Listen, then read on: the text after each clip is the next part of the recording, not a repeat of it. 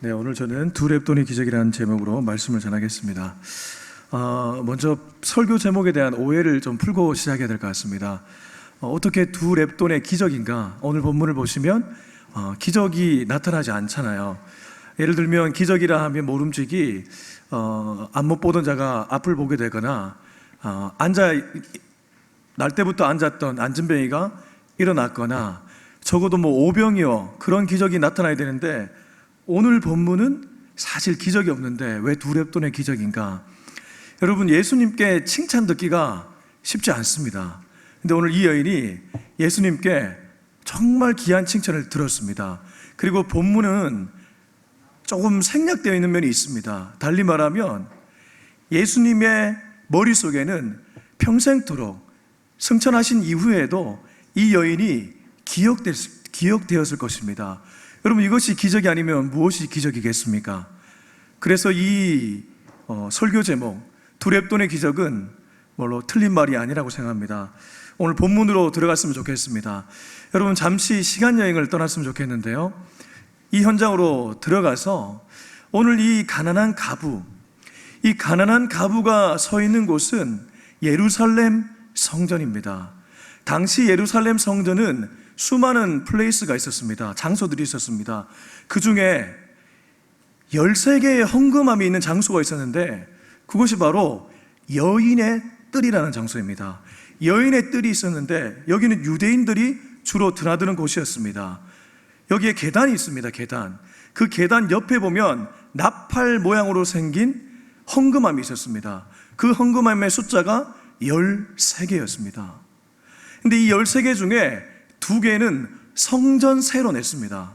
달리 말해 그 헌금함에 들어온 돈은 다 성전의 세금으로 쓰였다는 것이죠. 나머지 6개는 자유 헌금으로 쓰였습니다. 그리고 나머지들은 목적 헌금이었습니다. 아마도 이 여인이 그 중에 하나에 헌금을 넣었던 것 같습니다.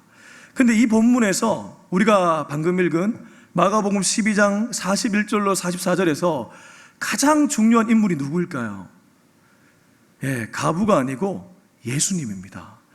여러분, 예수님이 어떻게 지금 포즈를 취하고 계신지를 우리가 눈여겨볼 필요가 있습니다. 41절인데요, 우리 41절을 한 번 더 읽었으면 좋겠습니다. 41절 다시 한번 시작. 예수께서 헌금함을 대하여 앉으사 무리가 어떻게 헌금함에 돈 넣는가를 보실세 여러 부자는 많이 넣는데. 여기서 예수님의 포즈를 잘 가르쳐주는 단어가 2개 등장합니다. 하나가 앉았다는 표현입니다. 헌금함을 대하여 앉았다는 것은 헌금함 맞은편에 앉으셨다는 뜻인데, 앉았다는 표현에 좀 주목하시기 바랍니다. 여러분, 예수님이 앉았을 때는 매우 중요한 메시지가 이후에 이어집니다. 복음서에 보면 마태복음 5장에 그 유명한 팔복강화가 있습니다. 팔복강화도 산 위에 올라서 앉은 후에 시작하셨습니다. 오늘도 헌금함에 대하여 맞은편에 앉으셨습니다. 근데 이 앉았다는 표현보다 더 중요한 단어가 하나 있습니다. 그게 바로 보실세입니다. 보실세.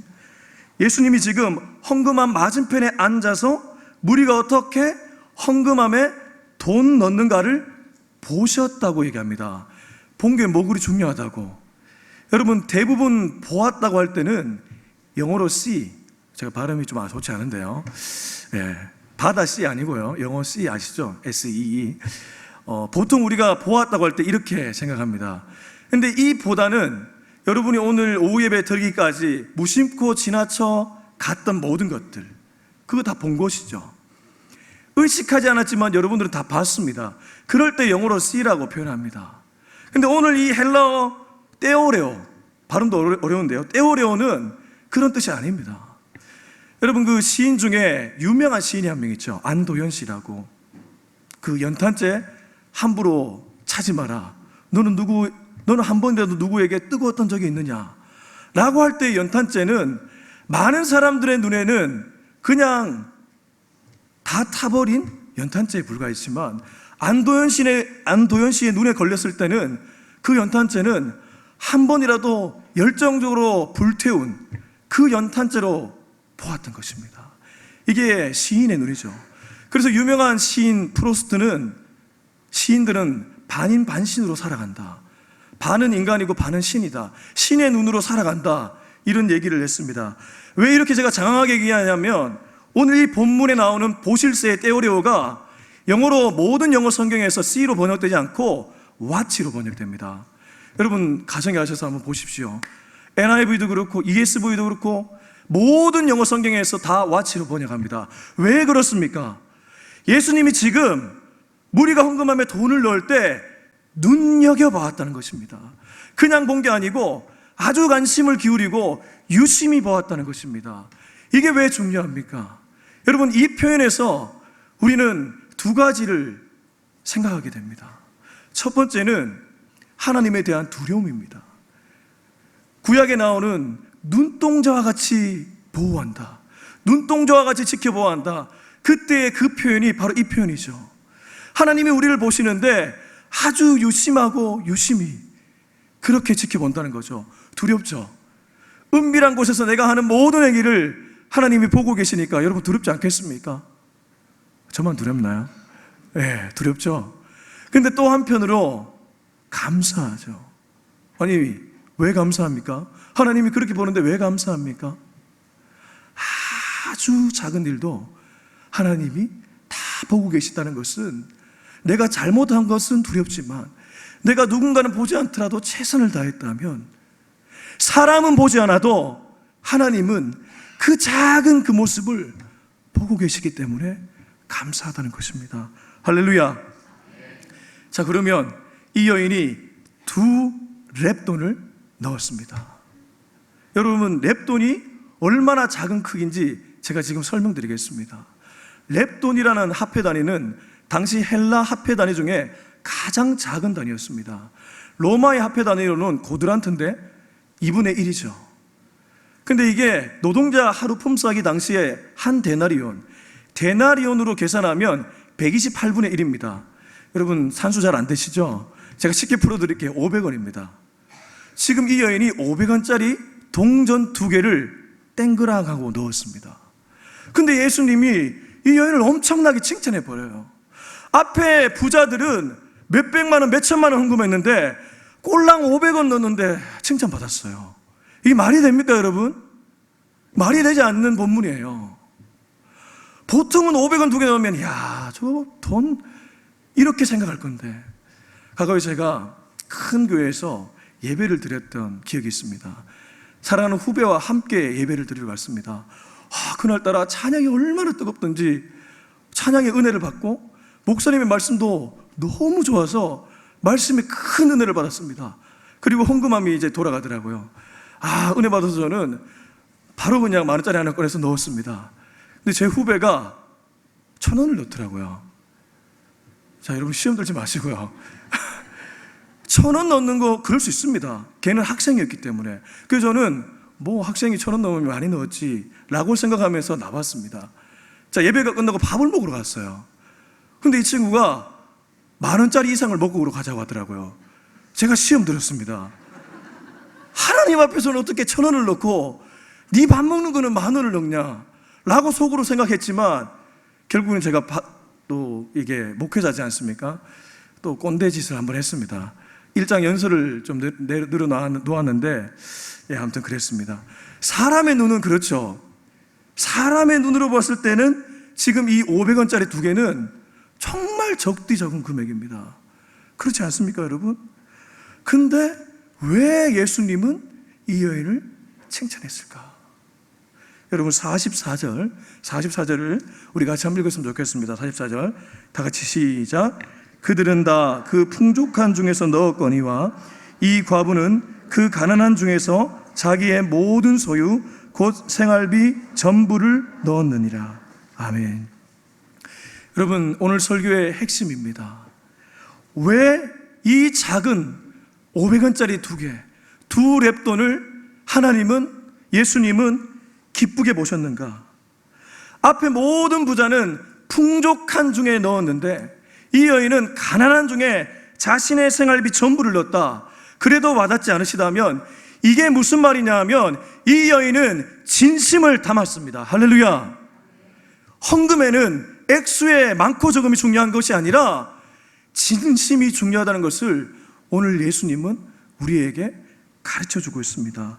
44절에 모든이라는 표현은 바로 진심을 얘기합니다. 모든 생활비를 넣었다는 것은 자신의 진심을 500원짜리 2개에 담았다는 것입니다. 많은 사람들은 그 헌금함 주변에서 부자들이 넣는 모습을 보며 야, 때깔 좋은 사람이 헌금도 많이 하는구나 라고 생각하며 부자들을 눈여겨봤을 것입니다. 일반적인 눈이죠. 근데 예수님의 와치의 눈, 예수님의 떼오레오의 눈은 허름한 옷을 입고 얼굴은 검게 탔고 손에는 거무드기 하고, 그런데 뭔가 모르게 가녀린 그 몸으로 그 헌금함에 동전 2개를 넣는 그 모습을 다른 사람 모두는 그냥 지나쳤지만 예수님은 보고 계셨고, 저 여인이 그 헌금함에 진심을 담았다고 느끼셨습니다. 할렐루야. 사랑하는 성도 여러분, 사람은 기억을 하지 못합니다. 사람은 여러분이 한 것을 다 기억하지 못합니다. 그러나 하나님은 여러분의 은밀한 곳에서 한 모든 것을 기억하고 있습니다. 제가 대학에 합격한 스토리를 잠시 좀 양해를 구하고 말씀드리겠습니다.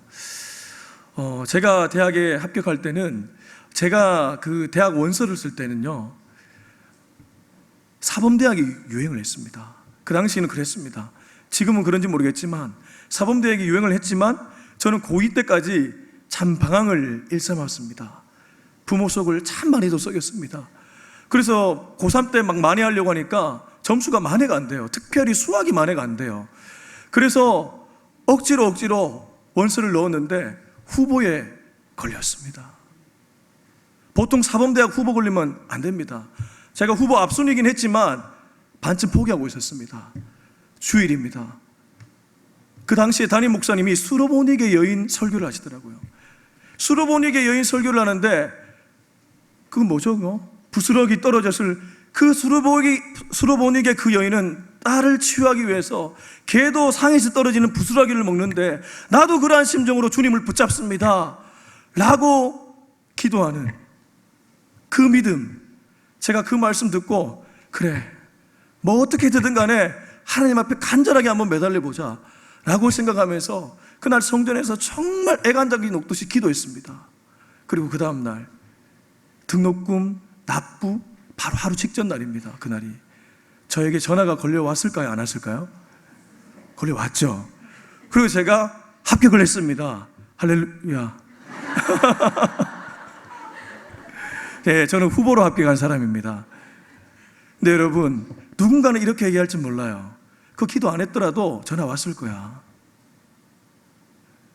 그리고 그렇게 기도했는데 떨어지면 더 억울했을 거야. 과연 여러분 그럴까요? 하나님은 정말 간절하게 부르짖는 그 모습을 절대 잊지 않으십니다. 그걸 반드시 기억하십니다. 오늘 이 두 렙돈의 여인, 이 여인은 어떻게 기적입니까? 수르보니게 여인, 소녀의 오병이요, 물이 배나여 포도주, 다 아무것도 없는 초라한 것들이었지만 예수님의 손을 만나니까 기적의 현장으로 바뀌었습니다. 딱 하나, 그들은 다 진심을 담았습니다. 간절하게 나아갔습니다. 진심과 간절함이 하나님의 마음을 움직였고 그들은 다 기적을 경험했습니다. 사랑하는 성도 여러분, 우리도 이런 기적을 경험할 수 있는 줄로 믿습니다. 남은 한 해 동안 하나님 앞에 간절하게 살아가는 저와 여러분이 될 수 있기를 바랍니다. 오늘 전도의 헌신 예배입니다. 헌신이 무엇입니까? 작은 거라도 두 렙돈일지라도 하나님 앞에 간절하게 진심으로 나아가면 그 헌신을 보시고 하나님이 우리 사랑하는 여전도의 모든 분들에게 축복으로 역사해 주실 것입니다. 이 사실을 믿고 승리하는 저와 여러분이 될 수 있길 예수님의 이름으로 축원합니다. 기도하겠습니다. 하나님 아버지,